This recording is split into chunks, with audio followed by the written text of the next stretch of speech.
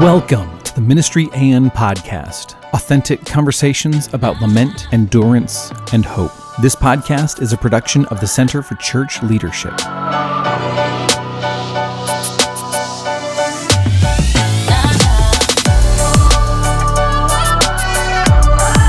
Hey, I've been in ministry for 18 years. My name is Matt, and this is my story of ministry and lament.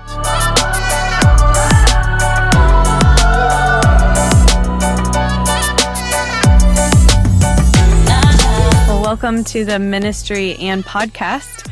My name is Heather Walton. I'm Mike Edmiston. So glad you all have joined us today, and I want to welcome our guest, Matt Robinson. Matt, thank you so much for appearing here on the podcast, man. We really appreciate you. Yeah, thanks for having me. Yeah, so 18 years in ministry probably gives you a story or two to tell. So So man, we'd love to just jump in and hear about this 18-year journey you've been on. Yeah, absolutely. So I'm at a church on the east side of Cincinnati, and came out of college, came out of CCU, may she rest in peace. Cincinnati Christian University, for those who don't know. Yeah. My alma mater as well, and she doesn't but hey, exist we're undefeated anymore. the past decades, so maybe not decade yet. We haven't quite gotten there yet. But came right out of college to this church, and start off as the youth pastor. I was the youth pastor. My first day was the day after my honeymoon. We got married, and the running joke was, I haven't forgotten my anniversary for work or my wife yet, just because they're hand in hand. And I've done almost everything here at some point in time. I've been the student minister, helped out with children's ministry, done groups, done international missions, local missions, and been the lead pastor since 2020, and took over the year of 2020. And I think it's kind of ironic that 2020 has nothing to do with my story. COVID doesn't enter my story of lament too. And I'm finishing probably what I would call my 5 years of being the lead pastor here at my church. Is probably the hardest 5 years of my life. And it's kind of ironic that I'm choosing the word lament. You guys are going to hear the lament of an optimist today. Being an optimist, I like it. Yeah. Sad is super strange. It's just one of those things where when you see the glass half full and the glass gets emptier and emptier, you're wondering why the glass is busted. You're just kind of like, who made this glass half full, but it's still so empty? But I chose the word lament just because of the journey that God's taken us on, as a church, as a family. And also because I had, this Old Testament professor, Mark Zeiss, really just energetic guy, passionate guy. And when he taught Lamentations, he started it off, it was an early morning class, and he just kind of screeched us all awake. He went, and I probably just ruined the EQ for you guys right now, but it's the word that we translate as Lamentations, and it's how. And I think a lot of us ask why, and I think this is a season for me of just asking how, like just how are we finding ourselves here? So I will preface it with too. This Parkside Church is an incredible church, incredible leadership. I love the elders, love the staff that I've worked with. I'm excited to be their friends in this next season, and absolutely love this family. I mean, I went from being a young college kid to being a husband and family of four. Over this nearly 2-decade span. But where I'll pick up the story, where I'll start is 2023. 2023, we had I would say probably what are typical ups and downs that a lot of people had coming out of COVID, a lot of similar struggles. But in 2023, kind of a continuation of something that had been going on in 2022. There was some staff interpersonal issues that kind of started in a weird circumstance outside the workplace. It didn't involve me. Obviously, as the lead guy, it comes to my table. And I thought it was an interpersonal thing that would end up being worked out quickly because of the depths of the friendships involved. And it ended up being something that just became really, really complex and really painful for about half of our staff. And then the other half of the staff wasn't even really aware of it for a large portion. And I was trying to kind of keep it that way out of respect for the involved people. It wasn't a situation where I felt like it needed to be made public knowledge. It was like, hey, the elders were involved, the related staff were involved. And so in the midst of this, it wasn't resolving itself and it wasn't getting better. And had a conversation with one of our staff that really wasn't even like involved or connected. And I saw him as just a crucial piece to the step forward. Like, man, if we can solve this problem, thank goodness we have so-and-so here, because I'd be lost without him. And I sat down. He goes, you got just a minute? And he goes, hey, I'm not your guy. I'm not your guy. Just want to give you a heads up that I can't do this job. And it was like, I tried to talk him out of it 2 or 3 times, like, let's solve this, let's fix this. But I went home that night to my wife and I just said, it's about to suck.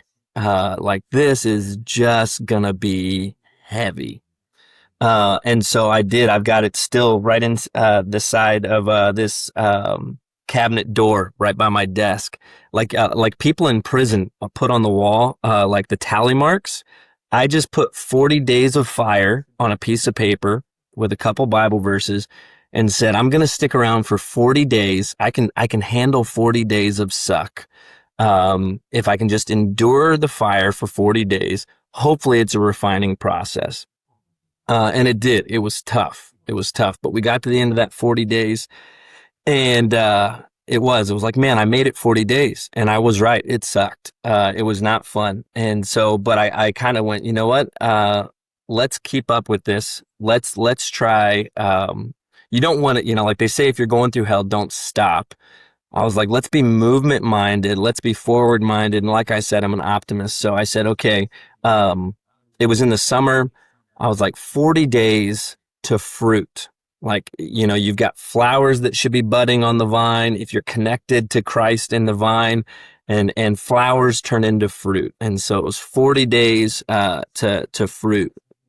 And just started going, hey, am I making positive choices either personally or organizationally that are helping us get there? And some things improved, some things didn't, but there was marked improvement of like, okay, we're working towards something. And we have a week of VBS that's a huge part of our calendar. It's called Mega Camp, and it's like an all-in. We had that at the end of this 40 days. It also ended up being right around my wife and I's anniversary. And so at the end of VBS, we were supposed to go out for dinner. We were going to go to this steakhouse. And all week long, our daughter had been on again, off again, puny, and she had been clingy, and she ended up running a fever the night we were supposed to go to dinner. And it was like, you know what, we probably shouldn't. We probably should just press pause on celebrating our anniversary and hold off. And my wife's a nurse. I think she had some knowledge earlier on. She sent some pictures of some bruising that my daughter had to our pediatrician. Our pediatrician knew right away. And he just called ahead and said, hey, Children's, I'm going to send you somebody tomorrow for blood work. And so the next morning took my daughter to our pediatrician, and they said, let's go get blood work. And in the emergency room, they told us that our daughter had cancer. Pulled us out of the room. They told me initially, I was worried. I had wrestled with her earlier in the week. I was worried that I'd like ruptured her spleen, or there was something going on, and I was nervous that I had made it worse. But they pulled Alicia and I out of the room, And I mean, huge amount of medical staff, and just said, "Hey, we don't know what type of cancer yet, but your daughter has cancer. Um, you'll probably be inpatient for 30 to 40 days." And so we started off in ICU because her white blood cell count was so high, it was essentially starving her brain. Her brain was getting clogged. Um, had God moments in the midst of that. Had an ICU doctor come and apologize to me. She came and she said, "I'm sorry, I'm not supposed to do this. Can I pray with you?" And it was like, "You absolutely can pray with me." Yeah. But had to go home and tell our three brothers, her three brothers, that their younger sister had cancer. But the ironic thing in that moment was I had already created a label for my next 40 days. 40 days of fire, 40 days to fruit, and the next 40 days I had labeled 40 days of fun. And what those 40 days ended up being was 40 days in the hospital. And it's funny how God works and what God is like. This summer had been so frustrating for me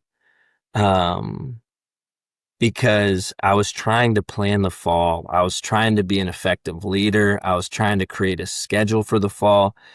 And I had so many moments where I was lamenting. I was going, how in the world? Like, why is nothing sticking to the calendar? Why are all my plans falling apart? The fall of 2023 was just a black hole. And so it was like, well, this is what my fall is.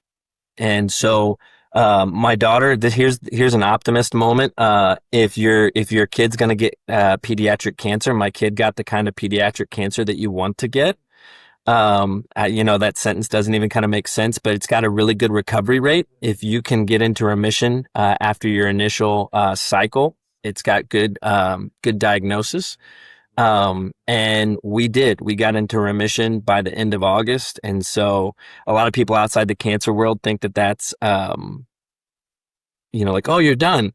Still had, over, at that point, we still had 2 years, 5 months worth of treatment, but we're almost done. If I can kind of like take the tension out of the conversation just a little bit, Everly's doing really well. Everly, she's got, I think it's almost 10 days left of chemo pills to take, and then she's finished. We get to ring the bell on January 2nd. Yeah. And I mean, it's just, we're really thankful for that. But yeah, that process, that time frame in the midst of treatment, I don't know if you want me to jump into this yet, or if you've got questions about some of the initial stuff. Can we just pause there for a minute, because I want to get to the rest, but man, there's already so much to unpack there. First of all, the wisdom. I mean, before Everly's diagnosis came, you're going back to the staff issue and the hard things that you were dealing with. There was so much wisdom in just writing down 40 days of fire, and saying, I'm going to use your phrase, like, I'm going to embrace the suck. This is going to be hard, and we're going to just get through it. There's a lot of people that may like, that doesn't sound like a very spiritual response, but the book of Lamentations would like a word. Sometimes that's all you can do. So this isn't much a question. It's just, maybe somebody's listening. That's what you need to do. Just like put it down on paper and say, for this season, we're going to endure. That's it. That's it. Yeah. We're going to endure. And what do you remember most from that time, those 40 days of fire? Man, it was really hard. I don't know. I think, looking back on it, I think about some of the stories that I told myself. Some ways that I internalized some of the things that happened that were completely out of my control. There's things I do differently. But there was a lot of it that, I just allowed a lot of really negative stories, to kind of become who I felt like I was. I mean, I would honestly say before my daughter was diagnosed, I would qualify myself as burnt out. I think it was headed in good direction, but I don't think I had gas in the tank. Um, yeah, I felt pretty worn out by it. I was thankful for pieces of it. I noticed like music is huge for me. I made a playlist for each of these 40 days. Um, Mm, yeah. and I mean, for that 40 days, it was hard to add playlist or songs to the playlist that I was discovering that I was enjoying. It was a lot of the joy of life was taken out. Um, I joined a ministry cohort that started right around that time frame, a Covenant Connections cohort. And those guys were savers because, yeah, I shared that stuff with them in the first 40. That was really right when I started. And then after the diagnosis, they kind of said, hey, we know it's probably not going to look conventional for you to be in this cohort, but we're going to have you still be in the cohort. And they didn't let go of me. And I think that was pivotal. That was God going before me. And I think I've never done a 40-day thing. Like, that's just not me. And I think some of it's like my optimism and resiliency. Like, my favorite movie is Cool Hand Luke. I don't know if you guys have seen that with Paul Newman. There's a scene early on where he's not the toughest. He's not the strongest, the biggest, the baddest. He just doesn't quit. And he gets his face beat in the prison yard, and he wins the fight because the guy doesn't have the guts to keep hitting him. He just endures it. And so for me to even say like, okay, I'm just not going to give up for 40 days was like a huge admission for me of like, this really sucks. Yeah, I mean, I think there's just so many questions I have and so many ways we could take this conversation, just themes that I've heard of, the complexity of families and family systems and church families. Just the heaviness that I hear that you were willing to carry and kind of knew that you needed to name those things up front and be able to kind of call it what it is. I think there's so much wisdom and truth in that. But then, I mean, you chose this word of lament. And so I think that to honor your time, we would love to just continue to hear your story of lament and where that journey has continued to take you. Yeah. So we pretty much my parents, Alicia's parents came down and they like stepped in and became parents to our boys. We still hear stories of moments where the grandparents, my kids will be like, did you know that Mimi did such and such while she, like, oh, really? That's an interesting, and they were incredible. But if we're talking about 40 days, my parents, Alicia's parents, they did 40 solid days of hard time with the Robinson boys. And the Robinson boys did 40 days hard time with the grandparents of discovering that grandparents aren't just candy and play dates. So it was, we lived at the hospital, we juggled things. And so in the moment when they told us, and I think this was a Holy Spirit moment, when they told us it was cancer, the words that came out of me were, I looked at my wife, Alicia, and I said, our family's going to be okay and our marriage is going to be stronger. And I think that was just because I knew I'd heard so many stories. I had witnessed so many stories of just how it's the half-life of everything with cancer. A lot of times in cancer treatment, it's not the cancer that gets the kid, it's the treatment. A lot of times in cancer, it's not even the outcome, it's the impact on the family, it's the impact on the marriage. It's just really, really hard. And so this is another way that we really felt like God went ahead of us in our season of lament, was we fostered a couple years before our daughter Everly was born. And we had this little girl with us for an entire year. And then she went back the week before Christmas. We got a call on a Friday that this little girl that we had had since she was born was going back to her biological family on Monday.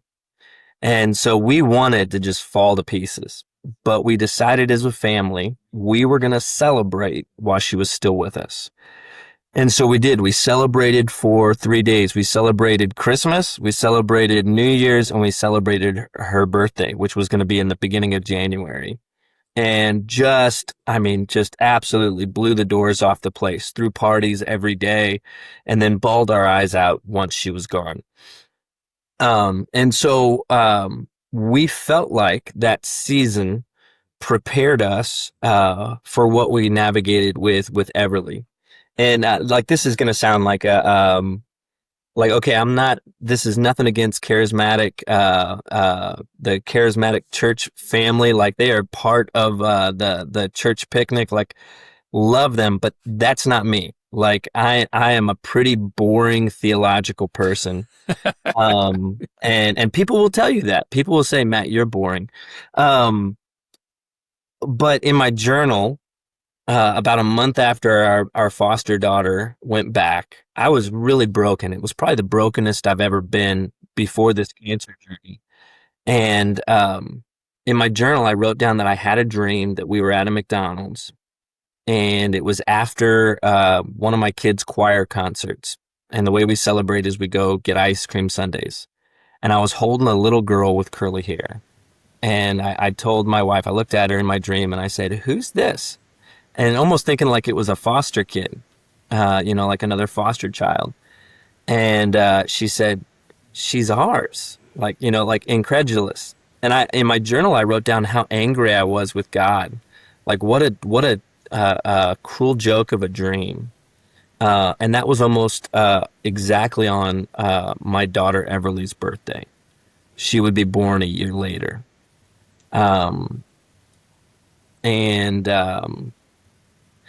She brought healing to our family, not in a way that replaced our foster daughter, but we just saw how God went before us.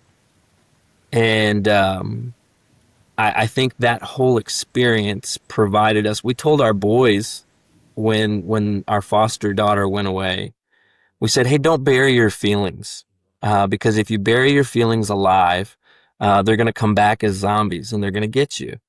And so we really processed with that. And then it was powerful then to see how Everly and her arrival, because we weren't trying to have kids. We were going to go back on the bed list. I went on a trip to visit one of our mission partners in Ukraine, and I came back, and my wife, we were about to go back on the bed list for fostering, and she said, we're going to have a baby. And I said, fostering is like having a baby. And she said, "You didn't hear me. We're going to have a baby."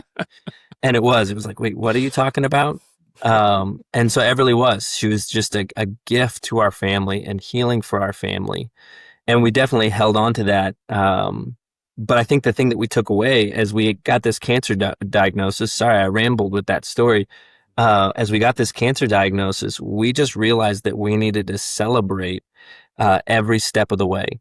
And the families that we saw, that we came to know and came to really just cherish, the ones that thrived on our cancer floor were the ones that threw parties every day, the ones that found a way to celebrate every chance we got. And, I think like the bell, you ring the bell when cancer treatment's over.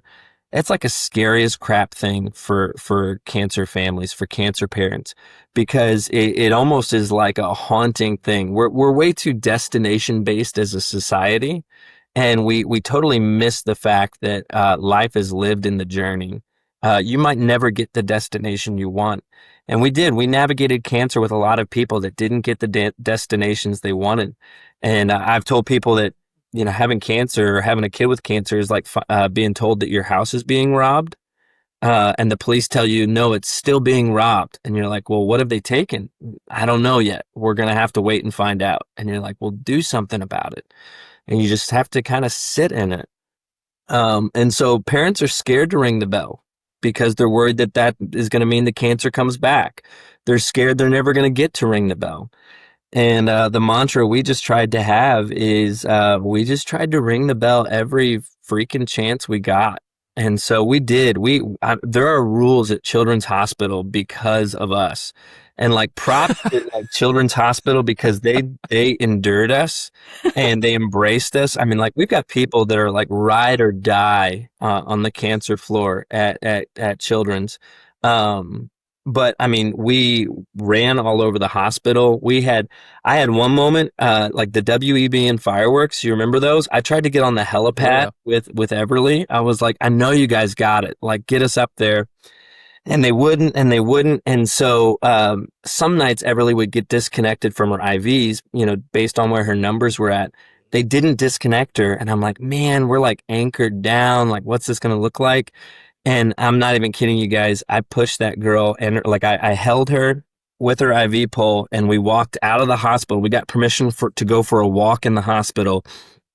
And I took her across the street into a parking garage and we went up to the top of the parking garage and watched the fireworks and like threw a party. And then I went to go back down the parking garage and I like pulled the door and it was locked. So I'm not even kidding you. I had to walk this girl in her IV every single floor all the way around. And so then we get back to the floor and they're like checking us in for the night, not checking us onto the floor, but like the nurses checking in for the night. And she goes, "You're really sweaty." And we were watching the end of the fireworks on TV. And I was like, yeah, these fireworks, man, they get you excited. We had snowball fights on the floor. I mean, we did. Like, I went and got buckets of snow from outside, brought it in, and I'm sure we got some nurses fired because they came in and they like grab a bucket, like, "Hey, can we take this?" And we're like, "Heck yes, you can take this."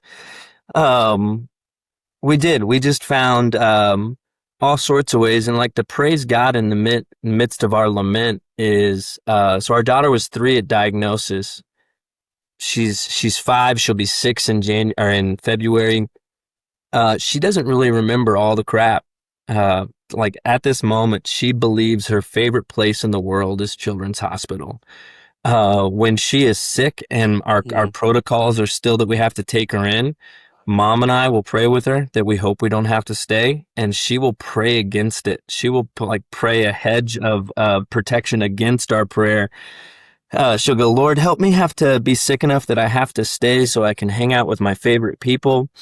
And her brothers too. Like I don't think they want to go back to us being impatient for 40 days, but they're like, "Remember when we could get our custom personal pizzas every time we visited Everly?" They just loved it. They absolutely loved it. That season for me, we had to celebrate those things. In the midst of that, I also was like clinically depressed.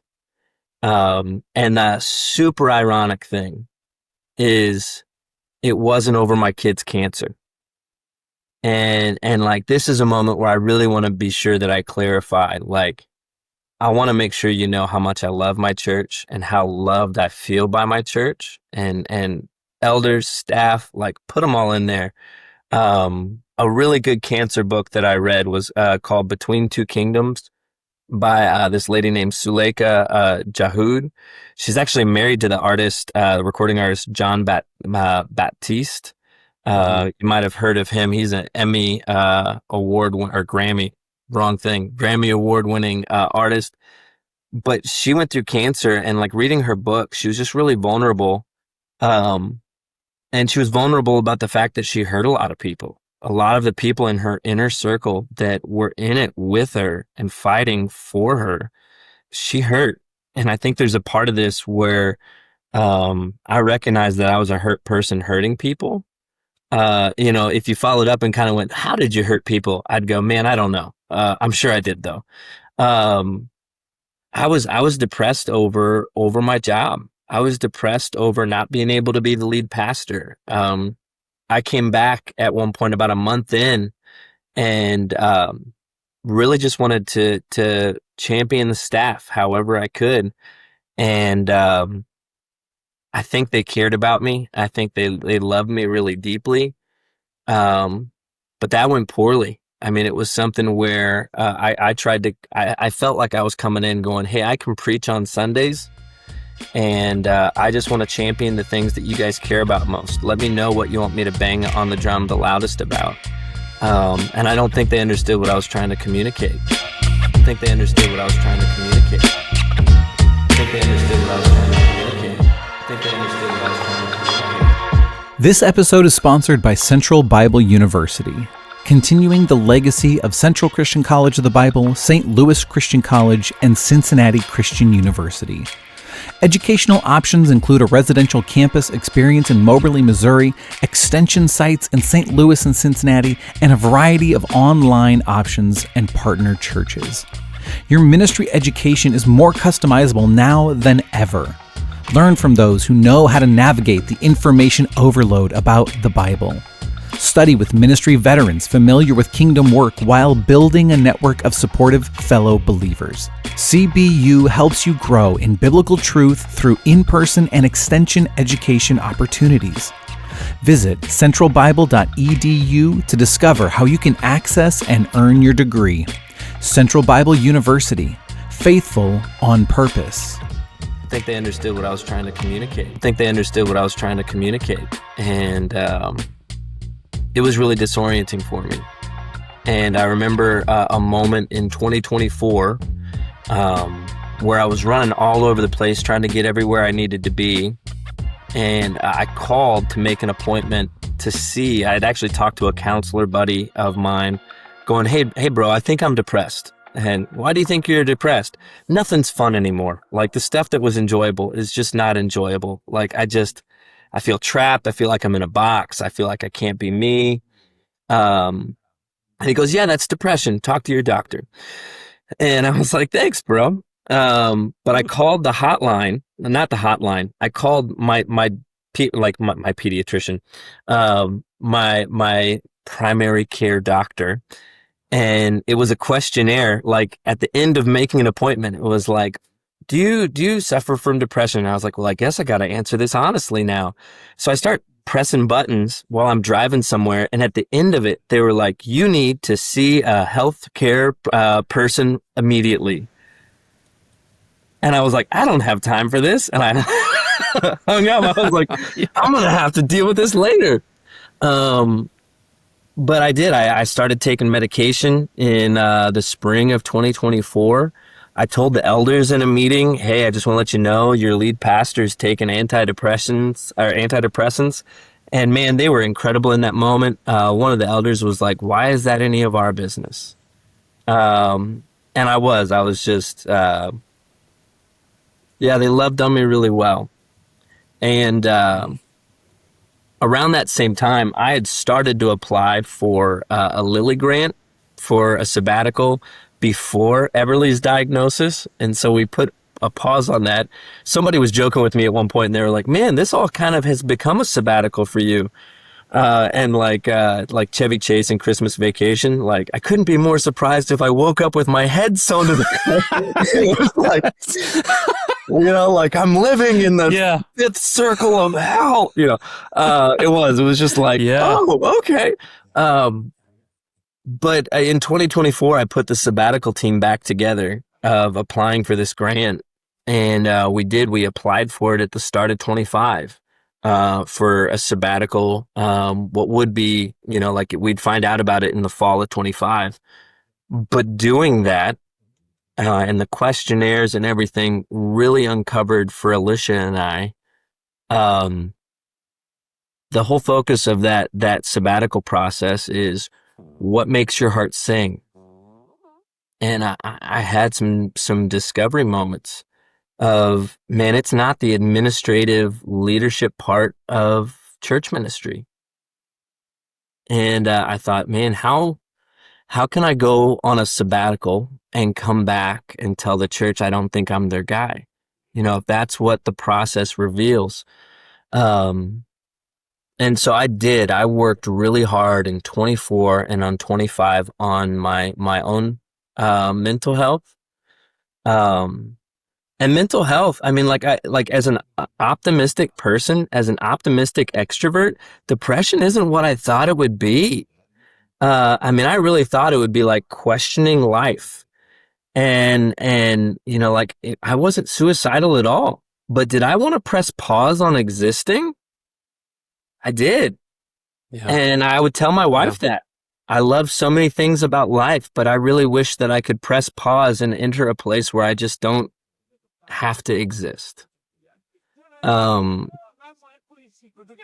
so just like the 40 days of fire, I decided I was going to work really hard on me and trying to be a leader in the midst of that.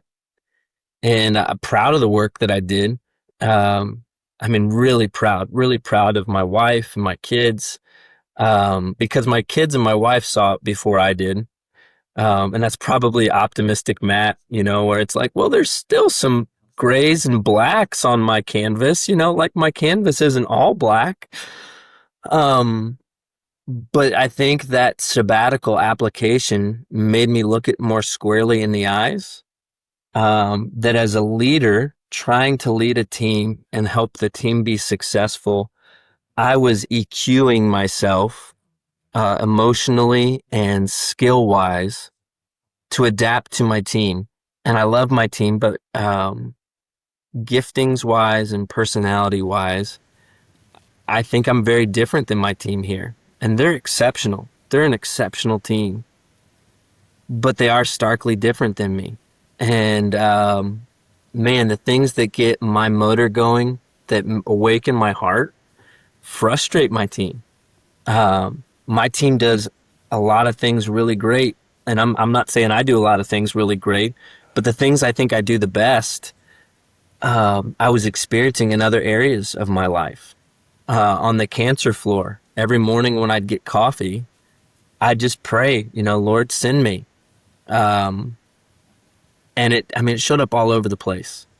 We had so many medical staff come to us and say, you have been God's gift to like our family, not just me. You guys have been God's gift to our floor. I've prayed so much that Jesus would be more present on our floor. And he's answered that prayer with you guys. In like really dumb ways. Like one moment our coffee pot was broken, like in the parent snack room, our pot was broken.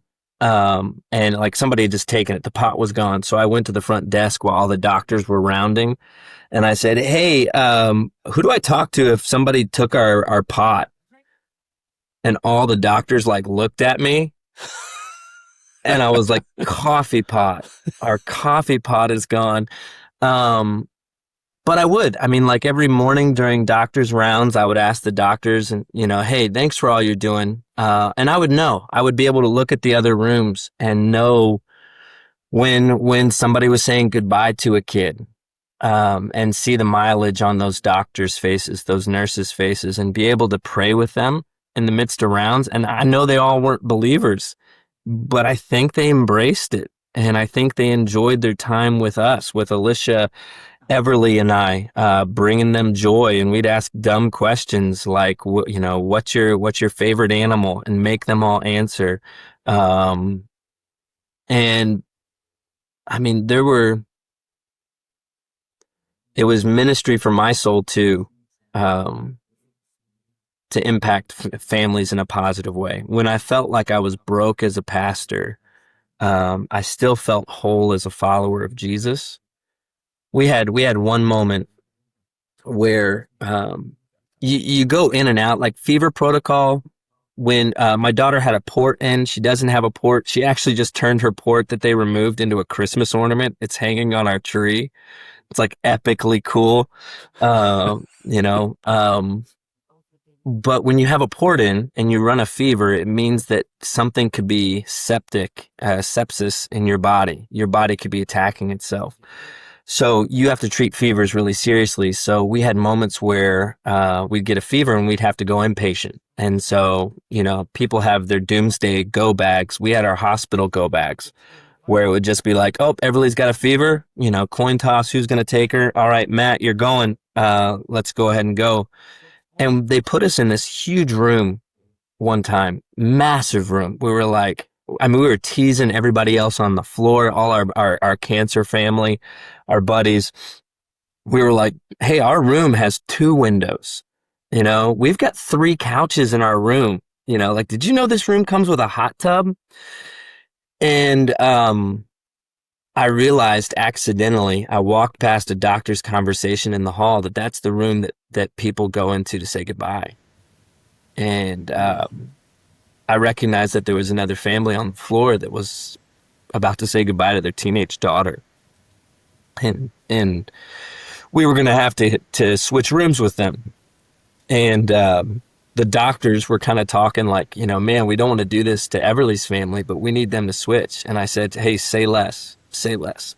And so we did. We packed our stuff up, and I wrote on the dry erase board. You know, we would write a verse and a note each day to our medical staff. And I just wrote a prayer on the wall for this family that was going to leave the hospital without their daughter. Just kind of poured my heart out. And I knew they were going to have to sanitize the room before we left. And I expected the hospital to erase it. So really, it was just my prayer from a parent to a parent, or from a parent for a parent to God. But the medical staff couldn't bring themselves to erase it. And so, you know, just had a moment of embrace with a dad in the hall, just saying thanks.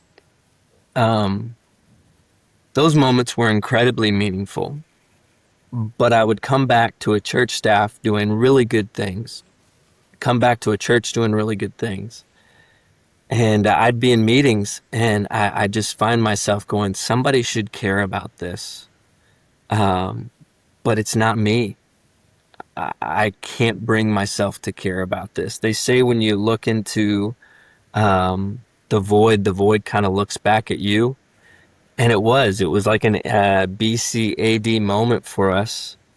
And in the midst of, we applied for that Lilly grant, and we just said, okay, if we get this Lilly grant, it's not going to be the deciding factor, but we're going to have to decide if we can accept it in good conscience. You know, and so we prayed, you know, Lord, make this clear to us. And if we didn't get it, I think we were really looking at like, okay, what's this going to look like for us? And we didn't get it. And like the folks at Eli Lilly should feel really, really convicted that they said no to a poor little old cancer family. No, I'm not, you know, like, yeah. There was a part of me that was like embarrassed. You talk about the stories you tell yourself.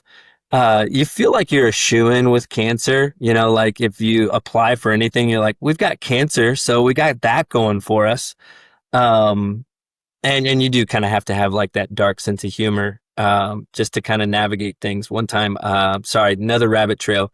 I was going to like reheat food on the cancer floor, CBDI floor, and I had all my food on a styrofoam plate. And my wife, who's a nurse, goes, honey, you're not going to want to do that. That could give us cancer.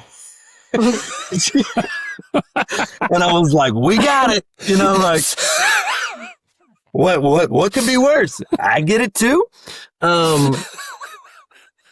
But we didn't get it. And so August of this year, I told my wife, she was going on a trip with one of our boys. I said, hey, I'm going to pray through this, and sat down and ended up writing my resignation letter, of just saying, I love this church so much. It deserves somebody who's gifted and equipped. And, you know, like it felt like this whole season of life had said, hey, Matt, use your giftings because you only have one life.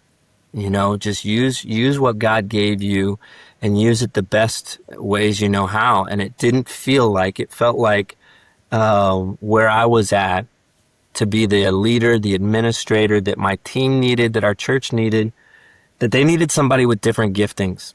And so I told my eldership in September of this year, hey, you probably should find somebody. I'll stay as long as you want me. I'll stay as long as you want me, but I don't think I'm your guy. I don't know what's next. We don't know what's next, but we feel like God's made it clear to us. And so I resigned. We announced it in October, which was kind of like, it was like the Sunday after my 40th birthday. So man, as an optimistic person, it definitely still felt like my life was completely falling apart.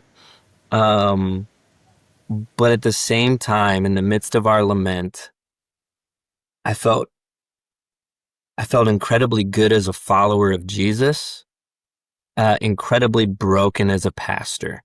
What had worked for me for almost 20 years was not working for me as a leader.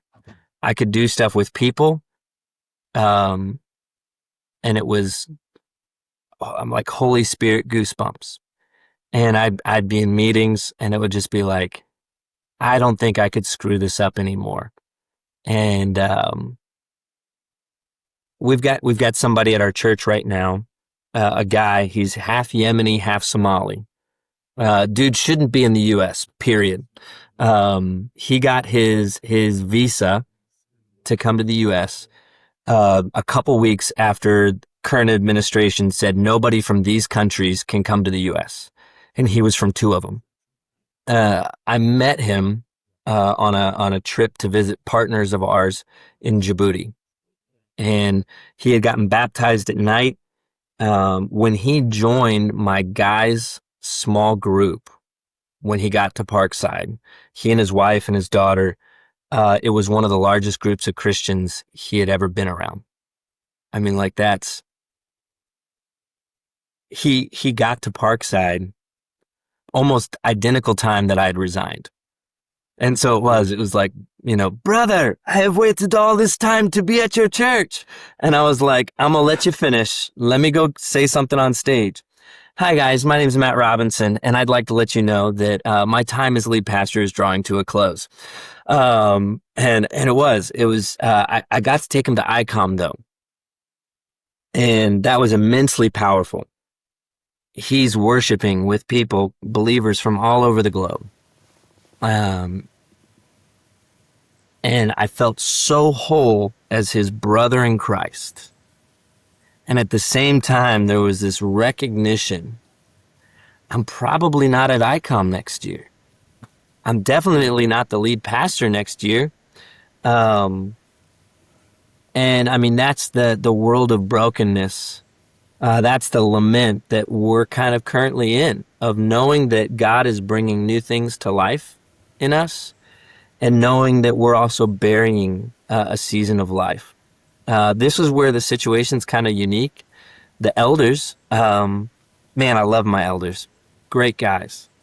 They let me finish the year out. And so I've got 3 Sundays left that I get to preach. I've preached since we announced in October. We had another preaching schedule, and I said, guys, if it's okay, I'd like to take the rest of the Sundays. I wanna smoke them while I got them. And it's been really meaningful, and it's been a hot mess at the same time for me. I mean, there have been Sundays in the midst of this where I've been so angry, and the Holy Spirit, I feel like, has used it so powerfully. But it's really unique in the fact that they're okay with me staying at Parkside. The prayer I've got over my desk right here, that's been the prayer every day that I've been the lead pastor at Parkside, is my prayers that my kids would love Jesus, love the church, and love that their dad works for the church. And I've got their handprints by it. God honored that prayer. I mean, 100%. I've even made the silly joke. If I knew God was going to answer my prayer, I would have added some things to that. Because it's like, I see that as success. I absolutely see that as success. And it just hasn't looked at all what I thought it would look like. It is absolutely success, Matt. I mean, it is 100% success. I mean, I did, I was 27 years in local church ministry, and I talked to my wife often and said, if our 2 boys ever come to resent the church because of my job, I will get a new job.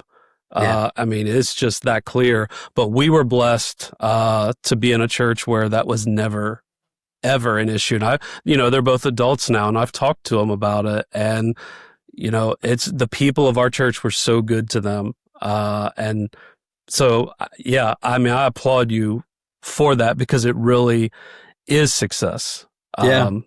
Well, I mean, really I completely agree with you. The way we phrased it in our family is Alicia and our kids had the nuclear launch codes.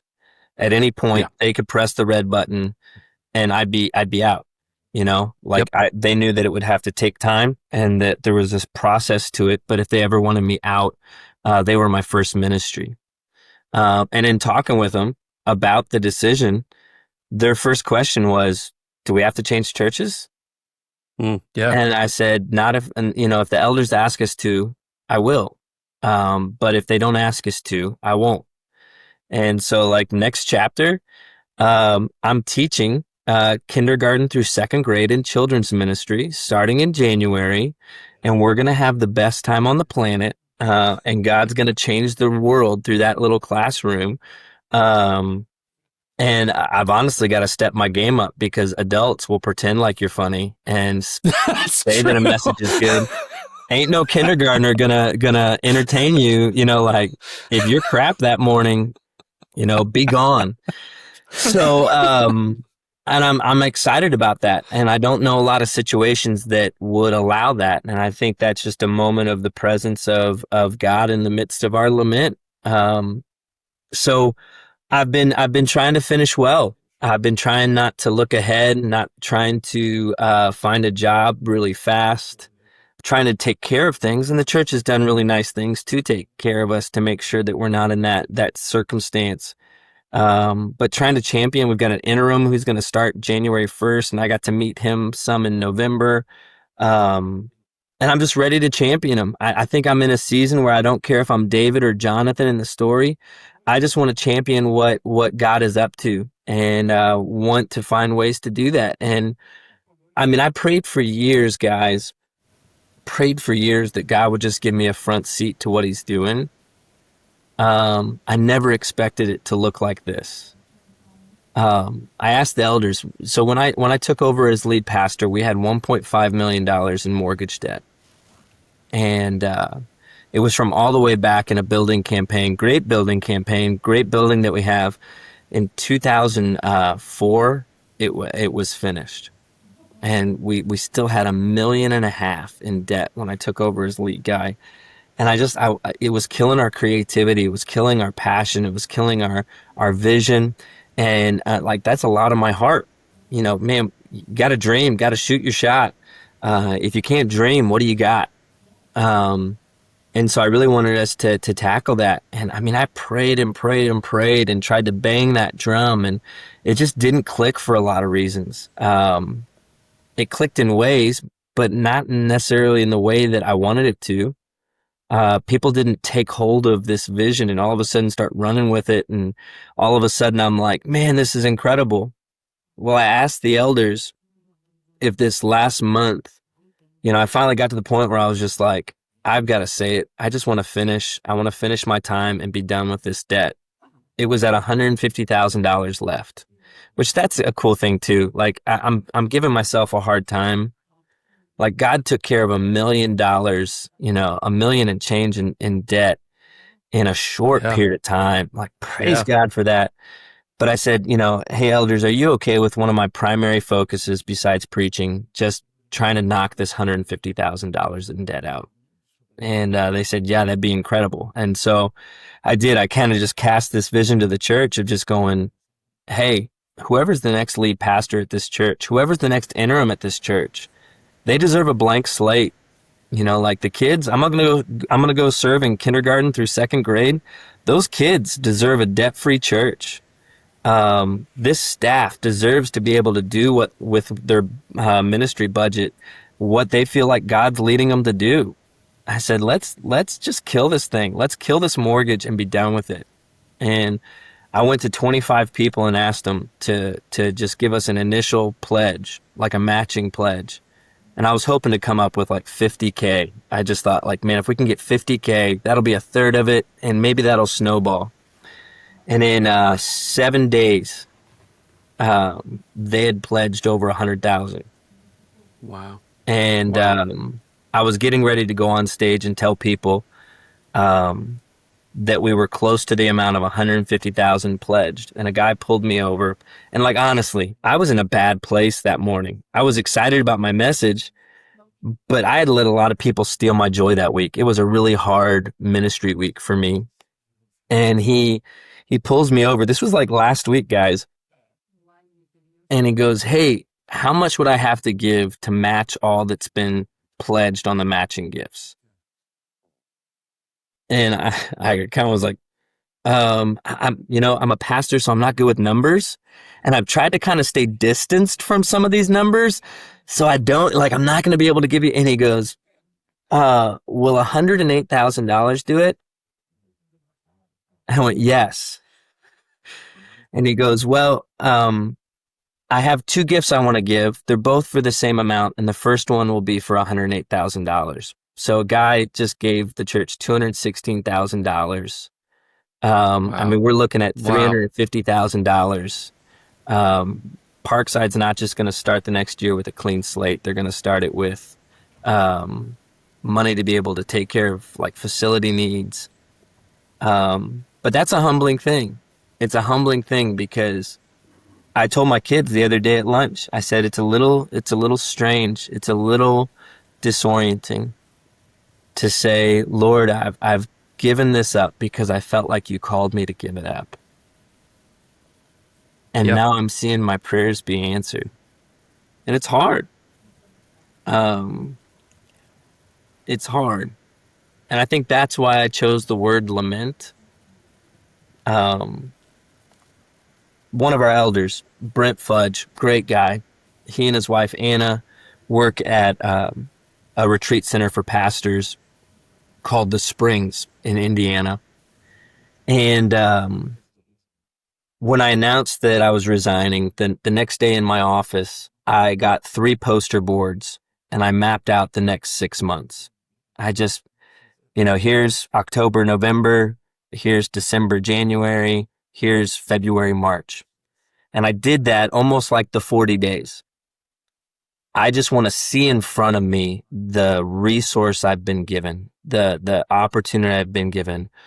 What does finishing well look like for me professionally, for me personally, for my family? And then what does transition look like? And just trying to have a season for each of those things. And so going to the Springs with my wife was a priority. And everything tried to crowd that out. And that's just the way, that's the way that life works. Anything worthwhile, it's just going to try and suffocate it. And so this last week, we spent 2.5 days there, and we had sick kids before we left. We had sick kids while we were, it was like, do we need to come home? Do we need to come home? But I sat down with a lady named Sybil Towner. And if you guys, anybody who's listening, if you've got a chance to go to the Springs, it's an amazing place for missionaries, for church workers, for pastors, really anybody, for spiritual formation. And we had a Vesper time with Sybil Towner where we read scripture, just like this wonderful spiritual practice. And she said to my wife and I, she said, I'm going to send you 2 things that I want you to work on tomorrow, that I want you to do tomorrow. One of them is I want you to look at Pascal's mystery. And I don't know if you guys are familiar with Pascal's mystery. It's essentially like looking at our lives in a reflection of Jesus's life. The passion, his death, his resurrection, his ascension, and then Pentecost, the gift of the Spirit and new life. And her encouragement was look at Pascal's mystery and see what you need to grieve dying and what you need to let go of so that you can begin to take hold of what God has for you. And so that was one piece. And the other piece was to write a lament, and her statement was so good. It was, we live in a culture that doesn't grieve. We forgive without grief. And, totally stealing this from her. She said, you can't you can't forgive unless you've grieved, and you can't bless unless you've forgiven. And so we leaned into that, and then we leaned into the lament of what's been stolen from us as cancer parents. What are we grieving as a guy who thought that I was going to be the lead pastor at Parkside for at least a decade? God's doing really powerful things in our church, and I'm incredibly excited about them. I'm still grieving the fact that it didn't happen the way that I expected it to. It didn't happen with me in the driver's seat. I firmly, firmly believe God's going to do more with me as a kindergarten teacher and in a volunteer role than I would be if I had held on longer and ignored what I felt like God was telling me. But it doesn't mean that doesn't suck in a lot of ways. So we did. We spent time writing a lament, and I think in a lot of ways we're still lamenting. Heather, you could probably speak to this really well with your spiritual formation background. One of the things that the Pascal's mystery said that really just stood out to me was Jesus telling Mary not to hold on to him. And the spiritual formation idea with that is they look at that and they say she was holding on to a physical Jesus and not a resurrected Jesus. And that's not a theological statement that the resurrected Jesus wasn't in corporal form. It's a statement of she was holding on to a memory, not the Jesus that was brought to life.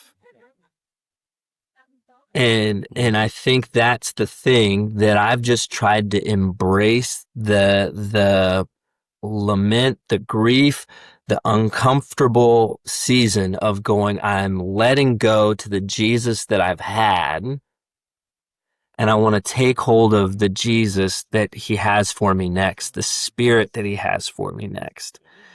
And I know that is going to do incredible things for my family, for my boys, for my daughter, for our church. But man, it's a huge amount of just giving up control, and it's a graveside. I mean, it's absolutely a graveside. So it is. There's a lot of, I started it off with the lament. How? It's like, how is this the way that it's working out? And Rich Mullins has a song, Hard to Get. Lord, I don't know how you're leading me unless you've led me here, where I'm weak enough to let myself be led. And man, that's where I am. I feel broke as a pastor. I'm probably still believing stories I shouldn't be about myself as a pastor. And I'm okay with, I'm okay with that knowledge. I think some of it I got to get out of the forest just to be able to see the trees. But it's how is it working out like this? Okay, God, I'll still follow. You've been good. I know you will be good too.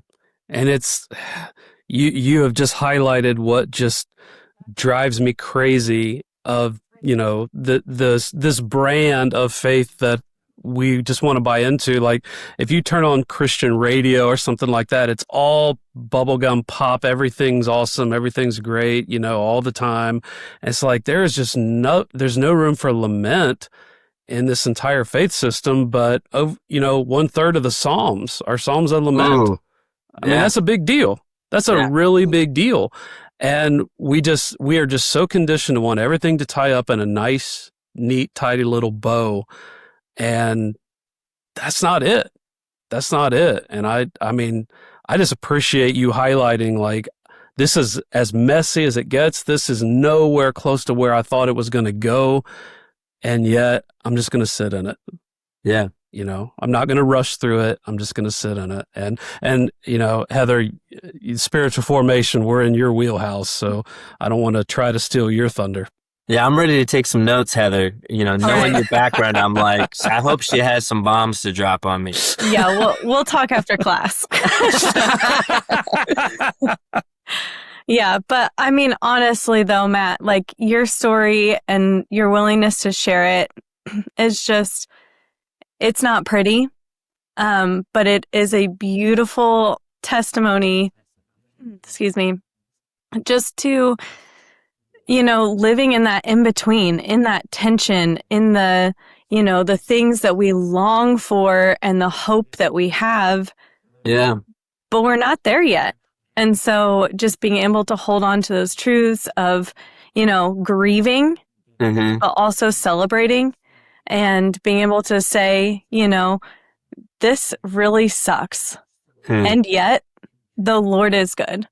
That's that line right there. If you can hold on, like if our listeners can hold on to that, and yet God is good, this is not, but there's something's coming. We've got that second advent coming, and it's going to be good. And so we just hold on and we endure. And I think that we just need to thank you for your story of endurance and lament and just hanging in there and bringing us to what joy can look like in the midst of things that are hard. So thank you. That's our Christmas series. My last 4 Sundays here is Joy to the World.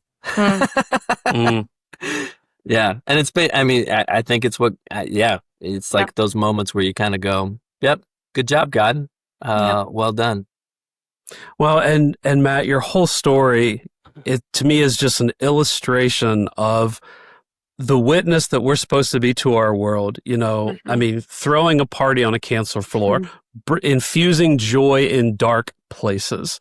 Like that is the Jesus way right there. And you so beautifully illustrated that. And Matt, I want to thank you for your time. And like Heather said, thank you for your generosity and sharing your story today, man. Yeah, absolutely. I hope it's an encouragement. I told you guys before we started, I still feel like it's at the sloppy wet kiss phase and not in the unforeseen kiss where it's been all tidied up and cleaned up. But yeah, I hope it's an encouragement. And if you're listening to this and you're in the midst of that in between or in the midst of that storm, I just want to encourage you. God's still in the midst of that, whatever that looks like. Yeah, man. Thank you so much, Matt. Yep. Thanks. Hey, stick around because the conversation's not over. Mike and Heather are going to unpack everything we just heard a little bit more. But we're curious about your thoughts. How did this episode connect to your life? How does it relate to the ways you've experienced ministry? And leave a comment, leave a review. We'd love to hear from you. Well, we hope that you enjoyed listening to this episode of Ministry. And if you sat and listened alongside of us, you know that this was a different story. It was a heavy tale to tell and to bear witness to, but these are the stories that matter to us to be able to share with you so that we can process alongside one another and just encourage one another to stand strong in endurance. Yeah, we really try to craft these episodes to be conversations where, the three of us are talking. And there were several times I thought about interjecting, but it's like, if I say something, the only thing I'm going to do is mess this up. I just need to be quiet and let this story breathe. This is one of those where I think everyone's takeaway and connection to their own scenario, if you've been in ministry any length of time, you're going to find all kinds of connecting points to Matt. I don't even know that we need to draw them out. They're just all over the place. But Matt is, he is in a lot of ways modeling what real Jesus-centered faith looks like. And it's trust in the unknown. It's this sucks, but to your point, Heather, God is good. Can I believe that God is good when life isn't?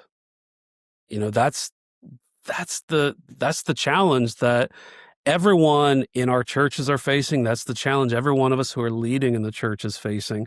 Can I hold on to the truth that God is good even when life isn't? And man, Matt's And can I story just celebrate in the small, mundane things in the face of grief? Yeah, I mean, one thing he said I caught was, we are so caught up in our culture. We are destination based. You know, it's not the journey. It's getting to where we're going. You know, achieving this, accomplishing that, doing the thing, checking the box, all of that. It's all about completing that. And he said, we're just going to find places to celebrate on the journey, not knowing what the destination is going to look like. And I mean, the number of lives that were changed on that cancer floor because they decided that's how we're going to do this. Man, that is that's powerful. Real joy right there. Yeah. There was one point, I'm glad I didn't have to ask Matt a question, because I couldn't have, because I was doing everything I could not to just absolutely break down. But man, I love that Matt is so generous with his story, so transparent and vulnerable, and so good. Yeah, well, thanks for listening, and join us on the next episode of Ministry And.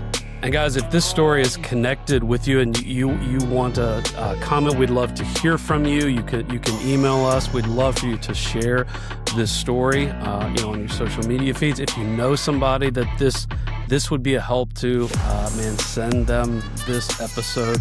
Matt's story is going to minister to an untold number of people, and I'm thankful that our little podcast can be a small part of that. The Ministry And podcast is a production of the Center for Church Leadership, hosted by Mike Edmiston and Heather Walton, produced by Jonathan Burian. The theme song is Rebels by New Alchemist.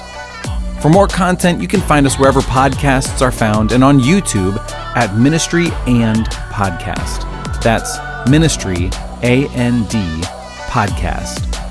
If you or someone you know has a story to share, please contact us at ministryand@ccleadership.org. Or you can visit ccl.network for more information about the Center for Church Leadership, helping churches and church leaders thrive.